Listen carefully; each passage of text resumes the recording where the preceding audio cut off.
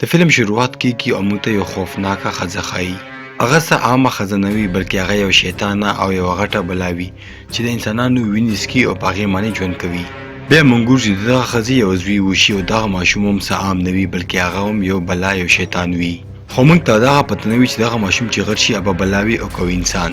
او یو پیله نه پیشنګوي شوي وي چې دغه ماشوم چې کله غټ شي ابه خپل پلار او مور به مړه کوي. ځکه خو دغه ښځه غواړي چې دا ماشوم دا په خپل لاس باندې مړ کړي او د دې په لاس کې یو غټ چاقو وي. او کله چې دغه ماشوم مړ کولو ولا وي، بیا موږ هلته کې د کلیسا پادریان ګورو چې په منډه راشي او دغه ماشوم دې بچ کړي. او دغه ښځه ورته وایي چې تاسو زما څه هم نشئ کولی، او بیا زه خپل زوی ته شراب ورکوم چې کله دا غټ شي دا هم زموږ په شانتې یو شیطان او یو بلا جوړه شي. خو دغه پادریان د دې دغه خبره نظر انداز کوي او یو غټ کراس راولي او دې ته په خېټه کې ور ومنډي. دا یوه بلا وي او کله چې دغه کراس د دې په خېټه کې لاړ شي دا ډېر زیات چغې ووهي او دا هلته کې مړه شي. او بیا دغه ټول پادریان هغه ماشوم غېږې کې هلته نه ویسي. خو موږ دلته کې دا ښځه وګورو چې دا بدقسمتۍ سره اوس هم ژوندی وي او دا مړه نه شي، او هغه د خېټې نه دغه کراس روکاږي او لاندې یې لړه کړي. او بیا دغه پادریان دغه ماشوم کلیسا ته راولي او د دې نوم راډو ایږدي. او دغه ټول پادریان د دغه ماشوم شکل بدلولو کوشش هم کوي او د نه نوکان هم کټ کوي. او دوی نه غوښتو چې دغه ماشوم هم غټ شي او دا یو شیطان وي، ولې چې دا ډېر زیات بدصورت هم وي. او دې پادریانو ځکه داسې وکړو چې دغه ماشوم چې غټ شي او دا له شیطانانو ملګری نه شي، بلکې دا د خپلې انسانانو سره یوځای شي او د دغه شیطانانو خاتمه وکړي. بیا موږ ډېره موده پس ګورو چې راډو اوس بوډا شوی وي او دې خپله ټوله زندګي د بلاګانو او د شیطانانو په خاتمې کې تېره کړې وي.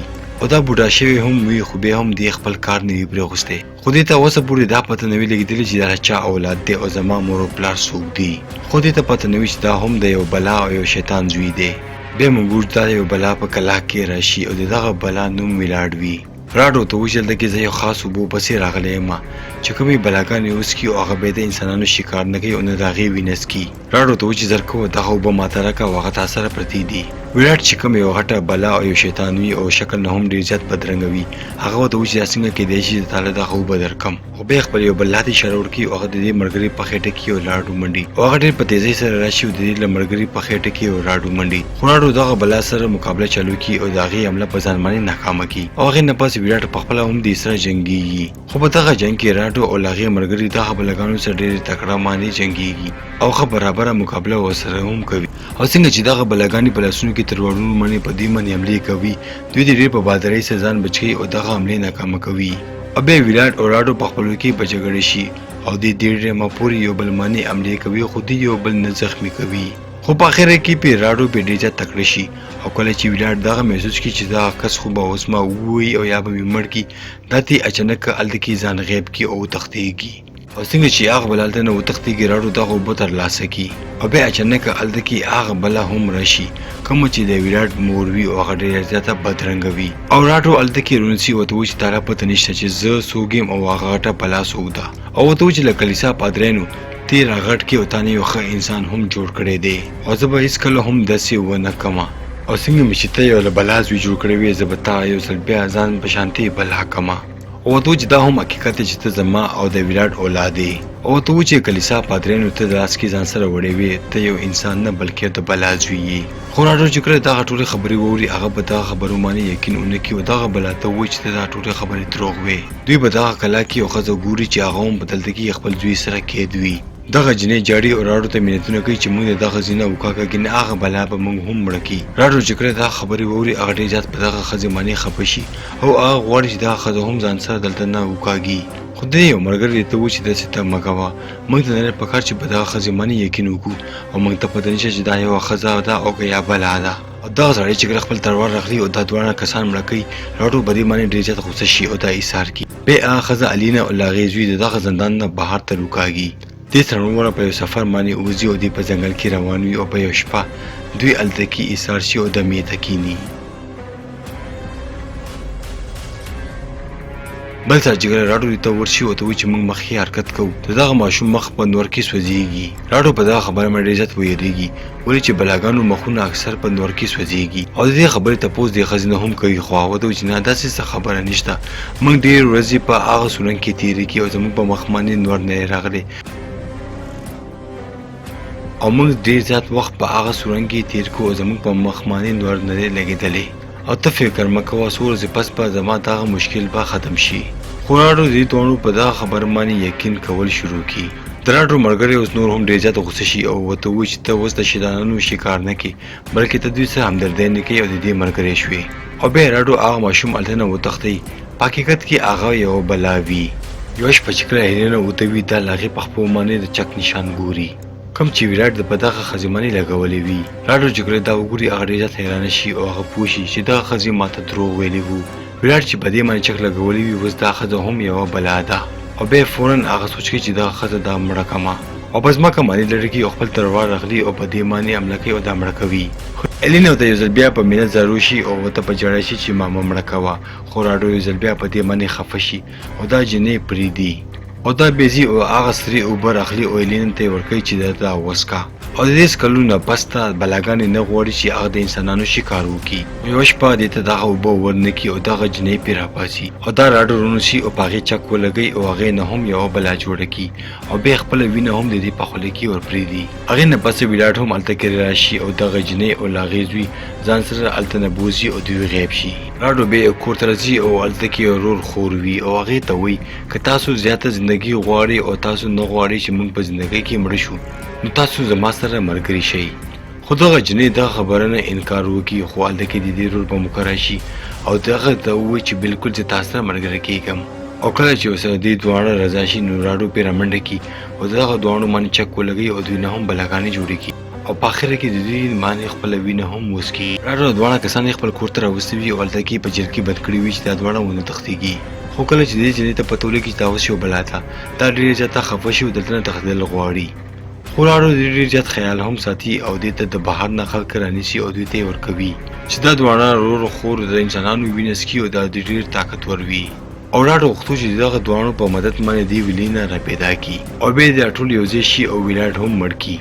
راډو غوښتو چې دا خپل پلار ځای ونیسي او دا په مستقبل کې یوه غټه بلا جوړه شي. او ډېره موده پس دا رور خور اوس مکمل بلاګانې جوړې شوې وي او دې له انسانانو وینو هم ډېرې زیاتې څکلې وي. بیا یوه ورځ راډو دې دواړه د خپل کور نه بهر ته وکاږي او دوی په انسانانو باندې حملې کوي او د انسانانو نه ډېرې زیاتې وینې څکي او دغه شان د ډېر زیاتو انسانانو شکار کړي وي او هغې مړه کړي وي. خو کله چې دا دواړه د محل نه بار وي هلته کې یو جادوګر راځي او د هغه محل ته راځي او دا بل چا نه بلکې هغه پادریانو رالېږلي وي چې ته لاړه شه او راډو مړ کړه. خو دغه غزه هلته کې په زندان کې یوه جنۍ وګوري چانه چې ډېره زیاته وینه هغه رور خور څکلې وي او ډېر زر هم دا جنۍ بلا شي او دغه جادوګر جنۍ دې جنۍ ته نږدې راشي او یو خنجر وکاږي او دا جنۍ مړه کړي. خو هلته کې راډو او هغه رور خور هم راشي او دا وګوري چې دې ښځې څه وکړو. راډو په دغه کار باندې ډېر زیات غوسه شي او دا راډک رامنډه کړي او دغه ښځې ته په مرۍ باندې غلی شي. داسې کولو سره راډو نه یو خنجر لاندې په ځمکه پرېږدي او دغه ښځې نه وینه وڅکي او دغه شانې دغه ښځه هم اوس بلا شي او هغه خور ورور د دغه موقع فایده اوچتوي او هغه خنجر ورته اوچتوي ولې چې په دغه خنجر باندې صرف بلاګانې مړه کېږي او دغه خنجر راډو ته ونیسي دا اوس پوه شي چې دې دواړو ماته دوکه راکړله. راډو راځي او بیا هیلینې نه تپوس کوي چې ستا زوی څه شو او ویراټ چېرته دی. خو هغه ورته وایي چې ما نه غوښتو چې زما زوی هم زما په شانتې یوه بلا جوړه شي. هغه ما ویوړو او ما په انسانانو کې خوشی کړو او پاتې شو د ویراټ خبرې هغه لاندې په تاخانه کې اوده دی او ورته وایي چې زه اوس د بلاګانو مشر یم.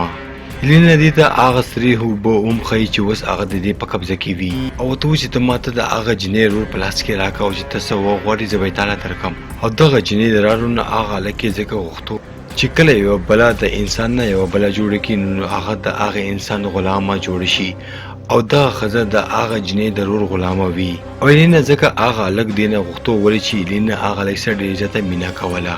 راډو دې دا خبره مني او بیا هغه هلک دې ته په حواله کوي او په خپله لاندې تاخانې ته کوزېږي. دا هلته کې ویراټ په یو تابوت کې ګوري چې اوده وي.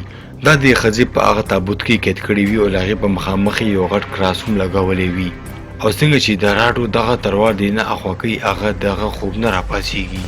راډو دلته کې هغه پیشنګویي رښتیا کوي او دا په دې تروار باندې خپل پلار مړ کړي. او د فلم په شروع کې موږ کتلی وو چې دغه ماشوم ته یې ویلي وو چې دا په خپل پلار په اخره کې مړ کوي. هغې نه پس راډو هلته کې الینه پسې راځي او په هغې باندې هم حمله کوي او دغه جنۍ د مرۍ نه ونیسي او د هغې د مړ کوشش کوي. خو الینه لاندې په پټ یو خنجر یې په لاس کې نیولی وي او د دې په خېټه کې ور ومنډي. خو دغه خنجر د دې په خپې کې تللی وي او دا ابدي مړ نه شي خو دا ډېر زیات په دړ کې وي. خو دا بیا راتاویږي او په الینه باندې یو ځل بیا حمله کوي او دا یې په مرۍ باندې وخي او هغې نه سر په جسم نه اخوا کوي. بیا دغه جنۍ راډو له لاس نه نیسي او د دغه محل نه بهر راولي. لاړو به دغه جنې ته و چې زه اوس ستا مشر نه یم او زه غواړم چې تا اوس دلته نه ازاده کړم. او کله چې دغه جنې دا خبر واوري هغه ډېر زیاته خوشحاله شي. خو بیا موږ هلته کې هغه جادوګر ګورو چې راشي هغه هم اوس یوه بلا جوړوي.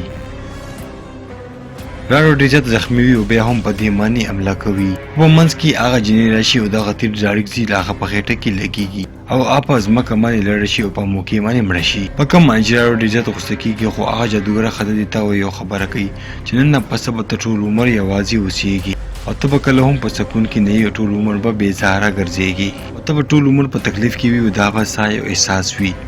او ته چې کله یو انسان وي نو هر یو شی ټیک و، خو کله چې ته یو شیطان شوې او یو بلا شوې نو تا ډېر زیات خلک مړه کړو او ډېر زیات خلک دې ځان په شانتې بلاګانې هم جوړې کړې او تر دې پورې چې تا ما نه هم یوه بلا جوړه کړه او دغه خبرې احساس به تا ټول عمر وي. او دې نه پس دا راډیو په هلته کې پرېږدي او دغه جنې ته یې لاړه شي او دا به ټول عمر همداسې وي او دا یوه بلا ده ولې چې دا هم مړ کېدی نه شي.